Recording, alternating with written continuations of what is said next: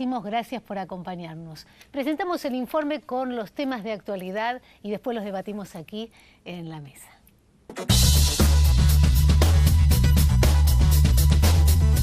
La realidad argentina siempre tiene temas a tratar.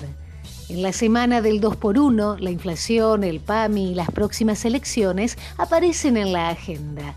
Porque lo que pasa no solo sale en la tapa de los diarios. Hoy, en El Señalador, intentaremos abordar la problemática a partir de una mirada particular. ¿Cómo atraviesa el gobierno de Macri el presente político? ¿Qué dicen las encuestas? No te vayas de El Señalador. Si uno habla del señalador de ideas, obviamente nos estamos refiriendo al doctor Julio Pueyrredón y al doctor Miguel Ángel Sagués. ¿Cómo andan? Karina Di César, ¿cómo estás? Ay, pero muchas gracias. ¿Cómo están? ¿Bien? Bien. Yo le digo una cosa, cuando los veo tan muy bien, digo, ahora se mandan con todo, porque ustedes hoy se han venido así como combativos, me parece, ¿o no? La situación no está para ser pasivo tampoco, ¿no? No. Te estoy diciendo que estamos pasando cosas y que se siguen. Mira, a mí lo Perdón, que a mí me preocupa, antes de que empiece a hablar Miguel, se vino hasta con el iPad. No, se vino preparadísimo hoy, doctor, la verdad. Exactamente, espero buscarlo después. Pero no, estamos, incluso lo que me llama a mí la atención, que muchos políticos, y después entramos a una serie de temas que hemos visto con Julio, que muchos políticos alardean un poco de la herencia recibida, ¿no? Porque te dicen, basta de la herencia, basta de la herencia. Pero desgraciadamente, yo también quisiera no hablar más de la herencia, pero desgraciadamente, Karina y Julio, todos los días aparece algo en este país. Y todavía lo que debe haber por aparecer. Vinculado con esa herencia que ha devastado al país. Dicho todo esto, hay un tema que me interesa y que ya debe interesar a nuestros queridos jubilados hace muchísimos años, Julio y Cari, que es el tema PAMI. El tema PAMI, les voy a decir que desde su creación, que tuvo alrededor de 14, creo que con esta intervención 15 interventores, de los 15, 13 fueron denunciados por corrupción. Estoy hablando desde el año 72, que de los 15, 13. Lo creó, ¿se acuerdan de Manrique? Sí. Así que 13 de los interventores fueron denunciados por corrupción. Y aparte, que en la ley dice que toda intervención debe de durar 18 meses y hacer las elecciones, que está constituida por representantes de los jubilados, por la CGT, y por supuesto por el Poder Ejecutivo. Eso olvídate, porque sale un interventor, vuelve un interventor, y hay una cosa tan enquistada del PAMI de corrupción. Ya sabemos todo en la historia de la medicación, sabemos de historias de la prótesis, y todo eso, y del alto costo. Hay algo que a mí me interesó sobremanera, dada la actividad mía, de saber qué se recauda del PAMI. Hasta el día de hoy yo no he podido saber qué se recauda en el PAMI, la cantidad que suma con todos los aportes de los pasivos y activos en PAMI. La segunda, ¿cuál es el aporte promedio por afiliado de PAMI? Lo que sí te dan es el presupuesto, ¿no? Entonces, si vos no sabés lo que entra a la totalidad, no sabés si el PAMI hoy en día está en déficit o no está en déficit. Aparte, históricamente, hay muchos sectores del gobierno o de los gobiernos que se nutrieron del dinero de nuestro querido PAMI. Y lo que me llama la atención, no me llama a mí personalmente la atención, quizás a la sociedad sí, a los jubilados sí, que es el tema del reemplazo del interventor Regazzoni, aduciendo como que no acotaba los gastos. Intentó 2 o 3 cosas que fue muy discutido con los medicamentos, sacar el 100% de aquellos que tienen obras sociales privadas, que son los que más fondos le dan al PAMI. No, pero no es cierto, porque si uno gana mucho, el aporte es mucho más y contiene mucho más a lo que tienen menos. Entonces, es un efecto solidario. Y encima a esos que aportan más, lo atacó con la política esta que dice que no van a tener el 100% de descuentos en la medicación de PAMI. Como si gastaran mucho. En general, el que tiene el dinero va muy poco a buscar el descuento por PAMI. Pero bueno, estas son políticas de gente con buenas intenciones y que no están bien preparadas. Ahora resurge el problema de los medicamentos. Sí. PAMI contrata el sistema de medicamentos a 3 empresas corporativas muy grandes. Uno es Silfa, Cooperala y el otro creo que es CAMI. Y ellos se encargan de pagar a las farmacias. Por eso que no hay una relación directa entre las farmacias y el PAMI, ni siquiera para el control y para la auditoría. Están en el medio los intermediarios, que son los que le pagan a la farmacia. Entonces, los conflictos que a veces tienen las farmacias y paran y no dan los medicamentos a los jubilados, es una cuestión de estas cámaras con la farmacia y no PAMI, no sé si se entiende, directamente con la farmacia. En mi humilde opinión, y yo cuando fui interventor en alguna provincia del país, lo primero que hice es un contrato directo con las confederaciones farmacéuticas, porque eso da accesibilidad al jubilado en toda la provincia, en este caso en todo el país, con las confederaciones de farmacias, en donde esa es la única relación que hay en la farmacia, en la cual la confederación debería responder y auditar si en la práctica, digamos, de adquirir el medicamento, si los recetarios están bien provistos. Y ya vamos, así que para redondear, sí. se va a originar un conflicto, sin lugar a duda, el PAMI con estas 3 industrias que son las intermediarias con la farmacia, porque pretende bajar de un presupuesto de 35.000 millones de pesos en medicamentos a una cifra cercana a 28.000 millones de pesos. Tema interesante que lo seguiremos tratando, y otro de los temas también candentes es la parte judicial, ¿no? Y este 2x1 para delitos de lesa humanidad. Sí, ese tema es un tema que hay que ver cómo sigue evolucionando día a día, ¿no? Es un tema realmente complicado. Es un tema complicado, además que da mucho para hablar y discutir. Es un tema además que trae aparejado que surjan muchas posiciones de gente que a veces son hasta difíciles de entender. A ver, acá es como que se está planteando de fondo una discusión de decir si corresponde el 2x1, acá fue en un caso concreto. Pero sale un montón de gente, independientemente de que corresponda que uno pueda decir si está de acuerdo o no está de acuerdo, aunque se le haya explicado el 2x1 en este caso concreto. Uno dice también, bueno, pero toda esta gente que ahora sale a denunciar jueces por haber aplicado una normativa legal, que según algunos dice que está derogada, otros no, habría que, en el juego de la ley, en el juego de la ley muchas veces hay que ver cómo están, habría que chequear en la parte normativa. Yo dudo, obviamente no lo pude analizar legalmente, pero dudo que estén derogadas, esa ley es tal como se lo afirma. Se los acusa incluso de prevaricato, para mí no hay prevaricato bajo ningún punto de vista, pero bueno. Y ahora, lo que me parece increíble es que, primero, nunca antes, con todas las veces que se vino aplicando el 2x1, nunca nadie salió a hacer ningún planteo con toda la gente que quedó libre y se benefició. En este caso, como se trata de un caso de delito de lesa humanidad, ahí sí, ahí sale todo el mundo o mucha gente sale a atacar esta decisión de un tribunal que es el Tribunal Mayor, el Tribunal de la Corte Suprema de Justicia, en la cual resuelven una persona que además tenía una sentencia de 13 años de prisión, o sea que no es que le habían aplicado una pena de prisión perpetua, como le pueden haber aplicado a otros miembros de la dictadura militar, que esos obviamente sí, si le aplican algún tipo de beneficio o lo que sea, me parecería que ahí podríamos entrar a discutir en otros términos, pero tenía una sanción, una pena privativa de la libertad como le podrían haber aplicado a un violador o un asesino, con un monto fijo, ¿no?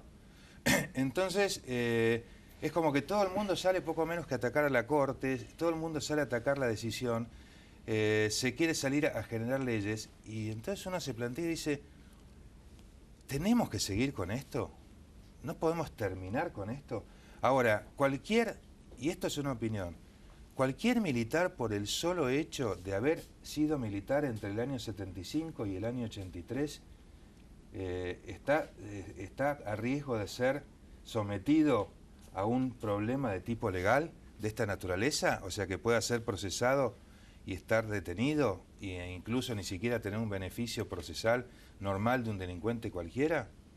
Ahora, yo, Julio, pienso que hay dos ya aspectos. Vamos cerrando el bloque, por favor. Sí, pero dos aspectos y que lo hago para conversar. Una es la visión de la sociedad en un momento crítico, yo diría muy crítico de la justicia, ¿no? Y el otro es el aprovechamiento de ciertos políticos en la decisión de la justicia. Estas dos cosas hay que separarlas. Y hay que separarla. ¿Y a quién la justicia debería dar respuesta? Yo creo que a la sociedad. Y pacificarla de una vez por todas. Muy bien, bueno, las reflexiones sobre estos dos temas latentes como es la ley del 2x1 y lo que está ocurriendo en el PAMI. Síganos acompañando.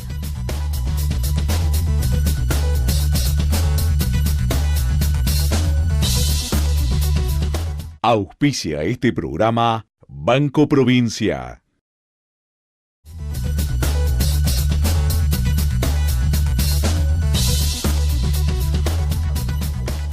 Y es un placer realmente tener en nuestra mesa de trabajo al licenciado Raúl Aragón, magíster en análisis de opinión pública. Gracias, Raúl, por acompañarnos. No, muchísimas gracias por la invitación. Siempre es un gusto estar con ustedes. Gracias. Y para nosotros lo mismo con respecto a vos. No sé si querés hacer algún comentario en base a los temas que han tratado aquí los doctores. Sí, escuchaba, mientras esperaba para entrar al bloque, escuchaba lo que comentaban sobre la situación de los militares. Creo que en realidad es la consecuencia de una tragedia. Las tragedias no tienen solución. Las tragedias o se superan, o las dejas atrás, o las arrastras para siempre, no las puedes solucionar.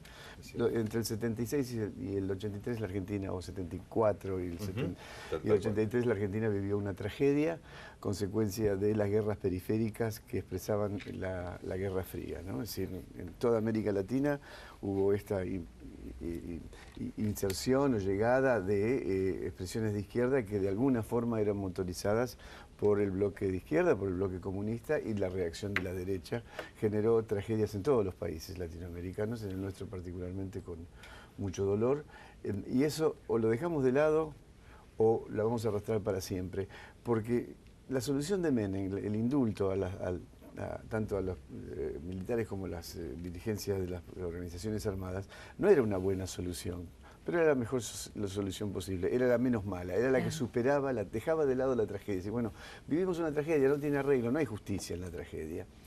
Y en realidad la situación actual de los militares, con esto del 2x1, es algo que habría que discutir muchísimo, porque la ley estaba vigente entre el 94 y el 2001, creo. Y si la ley estaba vigente, les correspondía. Totalmente. Les correspondía. Ahora, por otro lado, las condiciones de encarcelamiento son muy severas, con poca atención médica, etcétera. Yo lo sé por relaciones directas, por experiencia directa. Es muy serio, creo que eso el gobierno debería intervenir en las condiciones humanitarias del cumplimiento de prisión. Después, si son culpables, no son culpables, etcétera, lo tendrá que decidir la justicia. Pero bueno, esto es lo que quería decir. No, y un aporte muy interesante. Pero lo que uno, dada la condición carcelaria, uno decía, bueno, prisión domiciliaria por lo menos, pero no acotar la pena, quizás. Sí, una opinión. Sí, bueno, muy bien, salimos de este tema y vamos a números y encuestas. ¿Qué es lo que está pasando realmente, Raúl Aragón? Porque son tan diversas las opiniones. Con las bombas que se escucharon estos días de los cambios, está complicado. Sí, está muy más complicado. para los que vivimos en provincia. Sí. Esta es la crónica de una confusión anunciada, ¿no? Es terrible. Sí. Bueno, Cristina Kirchner está jugando al misterio. estratégicamente, en términos estratégicos, más allá de que uno avale o no, digo, en términos estrictamente estratégicos es correcto, porque se mantiene vigente en los medios con nada, no necesita hacer nada y está todos los días en los medios y mantiene en vilo a todo el sector político porque su candidatura, por sí o por no, definen dos escenarios completamente distintos, muy fuertes. Por un lado, si ella es candidata, el proceso electoral va a ser acerca de la comparación entre este gobierno y la herencia recibida, es decir, la famosa polarización que pretende instalar el gobierno, que yo creo que es una polarización falsa, es una polarización hipócrita, porque lo que me están diciendo es que elija entre dos fracasos, el fracaso de los 90, que dejó la mayor deuda externa de la historia del país, 14%, 15% de desocupados, o el fracaso del populismo, que dejó 30% de pobres, 7% de déficit del PBI, una inflación larvada de casi el 40%, una economía subsidiada insostenible, en fin, son dos fracasos. Cuando me hablan de esa polarización, elegí esto o esto, lo que me están diciendo elegí entre dos fracasos. ¿Hay un modelo de superación en juego? No, todavía no está expresado. Quizás cuando Sergio Massa, que en algún momento de este mes creo que lo va a hacer, porque ya no tiene más tiempo, formule su proyecto, quizás consiga formular un proyecto de superación de esa antinomia perversa. Ahora, esto si juega Cristina. Si no juega Cristina, el escenario es completamente distinto. Nosotros medimos dos escenarios. A ver. Medimos un escenario con Cristina y otro escenario sin Cristina con Verónica Magario por ese espacio. En el escenario con Cristina, Sergio Massa tiene 31.9, Cristina Kirchner, Sergio Duval, Daniel Scioli 26.2, Esteban Bullrich, Gladys González 13.5 y Florencio Randazzo, Julián Domínguez 10.8. Si uno les pregunta a los que dicen que van a votar por Julián Domínguez, por Florencio Randazzo y Julián Domínguez, ¿por quién votarían si no estuviesen esos dos? De esos 10 puntos, 4 se van con Cristina, 4 se van con Massa y 2 van a indecisos. Con lo cual Cristina crece, pero también crece Massa y se mantienen prácticamente las diferencias entre uno y otro. En el escenario con Verónica Magario, digamos que la intendenta de La Matanza. Sí, perdón, la intendenta de La Matanza, que además controla el distrito más importante de la provincia. En ese caso, Verónica Magario y Daniel Scioli pierden de 6 puntos de los 26 que tendría el Frente Renovador con de Frente para la Victoria con la candidatura de Cristina, se pierden 6 puntos. Quedan 20,9 y Sergio Massa, Margarita Stolbizer suma 2 puntos de los 6 que pierde, 2 se van con Massa y Stolbizer y quedan en 33,2. Bullrich sigue con 13,7, mantiene lo mismo, y lo mismo mantiene Randazzo, 10,6. Aumentan los indecisos un poco porque de esos 6 puntos que pierde Verónica Magario, 12, como dije, se van con Massa y 4 se van indecisos, que eventualmente creo que a lo largo de la campaña los recuperarían. Ahora es terrible esto, Sí. como que no hay nada definido. ¿Y en el ámbito de Cambiemos? En el ámbito de Cambiemos no varía nada. Esteban Bullrich, Gladys González tienen en los dos escenarios 13.5 y 13.7, nada. Lo que hay que decir, y esto es lo que genera confusión, es depende qué escenario midas. Estaba viendo la encuesta de Mariel Fornoni, Sí. Con ellos siempre tenemos números muy parecidos. Su medición es sin Florencio Randazzo, con lo cual se produce esto, ¿no? Un acercamiento de Cristina. Management en fin habla de un 40%, ¿puede ser? No, ¿O estoy equivocada? Estaba dando 35, 34, que es lo que nos da a nosotros si lo sacamos a Randazzo. Correcto. Después hubo una encuesta de Marangoni, pero ya fue a nivel nacional, donde sí, está Cambiemos Adelante, ¿no? No, lo de Marangoni es calificación de imagen, porque no puedes hacer una intención de voto a nivel nacional porque no hay elecciones nacionales. Si bien son cargos nacionales, son elecciones provinciales. No entendí bien lo que hizo Gustavo, que es una persona muy seria, yo tengo mucho respeto por Gustavo. Sí, muy respetado. Creo que midió hipotéticamente espacios políticos, midió, bueno, por quién votaría un candidato de Cambiemos, un candidato del Frente para la Victoria o un candidato del Frente Renovador. Este es el argumento del gobierno. Ellos dicen que hay que medir por marcas y no por candidatos. Ahora, pero desde el gobierno están como muy esperanzados en los números que ellos manejan. Claro. Digo, bueno, no sé. Están esperanzados porque no pueden estar desesperanzados frente a una elección, no pueden admitir que están terceros. Claro. De hecho, todos, los que le dan arriba a Cristina, los que le damos arriba a Sergio Massa, los que dan empate técnico, todos lo tenemos tercero a Cambiemos. Todos. Sí, Te hago una acá no hay pregunta. confusión. En ese punto estamos todos igual. Te hago una consulta. Puede ser, yo creo que también puede ser porque el candidato de Cambiemos, Esteban Burrich, obviamente me parece un excelente técnico, una excelente persona, pero me parece que no vende demasiado, ¿no? Que no sería el candidato ideal. Con otro candidato quizá que pudiera poner Cambiemos, que no sé quién sería, porque Claro. hubiera sido Lilita probablemente, pero a lo mejor hubiera medido mucho mejor, ¿te parece? ¿O? Sí, nosotros en febrero medimos, Con Lilita, sí. para Cambiemos, medimos Lilita, Jorge Macri, porque en ese momento era eso. Claro, me acuerdo. Les daba un poco mejor, llegaban a los 20 puntos. Llegaban a los 20 puntos y bajaban los indecisos. Igual la relación Massa-Cristina, Massa-Cristina se mantenía igual.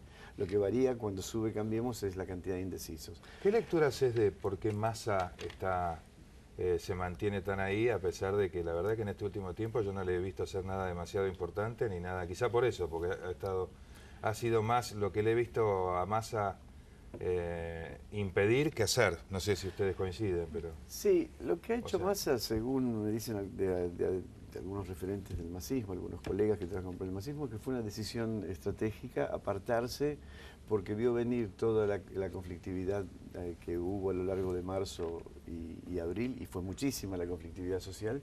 No quiso ser parte de ese escenario de conflictividad, de confrontación, de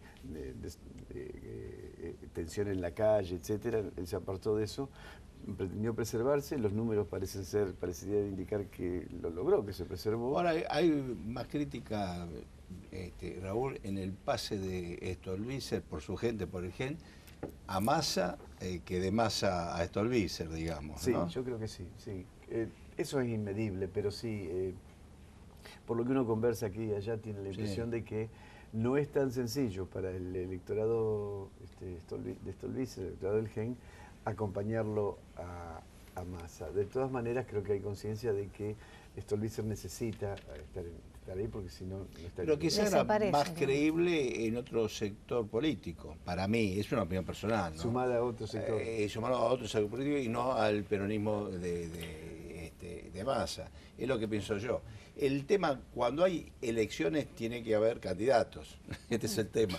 Pero el tema es la sociedad, ¿no? Tener un arco político en donde vos no sabés por dónde escapar, ¿no? Vos decís, bueno, ¿por dónde voy? ¿Viste? Como ya habíamos hablado de la destrucción de los partidos políticos, de las ideas, eso lo hemos hablado, de las Radial doctrinas, también, varias veces hemos hablado, Raúl. Claro, de eso. lo que pasa, Miguel, que también, fíjate que es irónico, ¿no? Porque uno tendría que decir que el gran problema que tenemos hoy son las elecciones de este año. Porque si vos te pones a pensar, hasta el año pasado era como que los partidos en alguna medida, por lo menos fundamentalmente Cambiemos, el peronismo, digamos, no kirchnerista, Frente Renovador, había consenso, buscaban cosas, el Congreso trabajaba, o sea, estaban impulsando. ¿Bastó que empezara la campaña política para que el Congreso no trabaja, no se apoyan, impiden y no generan? Es como que le dan tanto más importancia a meter sus candidatos que a que el país avance, ¿no? Es como que el resultado el éxito del partido es más importante que el éxito del país. Eso es lo que a veces da bronca, ¿no? Viste que para armar estas cositas que se juntan y que se encajan, ¿cómo se llama? ¿Los rompecabezas? Los rompecabezas son. Bueno, yo no sé, porque tengo que sacar uno y meterlo en el otro porque se pasó y nunca puedo terminar uno, ¿viste? Sí, porque no sí. agarro un pedacito de acá, se va a otro lado, de se va al otro lado. Además son pedacitos curiosos, viste que los pedacitos de los rompecabezas son rígidos, o sea, Claro, estos tienen los bordes medio Tiene una planos, o sea, flexibilidad absoluta. tienen que cambiar más o menos la forma para encajar en el agujero que les quedó. Ya Creo no que a los políticos no les gustó, les va a gustar que diga eso, pero uno ve eso, son medio maleables. Medio maleable, ¿no? Uno se ríe, pero es lamentable, ¿no? Ya nos estamos quedando sin tiempo, Raúl, pero nos gustaría que nos hagas una reflexión de cómo proyectás estas elecciones que vienen. Voy a hacer rápido, voy a hablar rápido. Desde el 1955 hasta ahora hubo 9 gobiernos legítimos o constitucionales, digamos, generados por mecanismos constitucionales, no de facto. 4 gobiernos radicales y 4 gobiernos peronistas, y este que no es ninguna de las dos cosas. Los 4 gobiernos radicales fueron Frondizi, filo radical, Ilía, Alfonsín y de la Rúa. Y los 4 gobiernos peronistas ya sabemos. Esos 4 gobiernos radicales, los 4 cuando perdieron la provincia de Buenos Aires, al poco tiempo perdieron el poder. Los gobiernos peronistas, el gobierno de Menem en el 97 perdió la provincia, el gobierno del kirchnerismo lo perdió en el 2009 y en el 2013 y no perdieron el poder, se sostuvieron. La diferencia es que tiene muchas más espaldas políticas, mucha más estructura y mucha más capacidad de manejo del poder el peronismo que el radicalismo. Pero ¿por qué en definitiva el radicalismo perdió? Porque el impacto en la sociedad de una derrota del oficialismo en la provincia de Buenos Aires le atribuye al oficialismo o al gobierno, le da un atributo de debilidad que en un contexto de conflictividad social hace que el gobierno sea muy inestable. Por eso creo que la necesidad que el gobierno tiene de ganar la provincia de Buenos Aires o ser derrotado por muy poquito, no un tercero lejano, es muy, muy importante para la estabilidad del gobierno y para el futuro del país, ¿no? Bueno, veremos qué es lo que pasa. Muy bien. Gracias por habernos acompañado. Gracias por la invitación. Gracias. Y nosotros nos seguimos viendo. Por supuesto, Otra no si nos querés, queda. si querés. No. Gracias. No vas a imponer nada. Gracias y hasta nuestro próximo encuentro.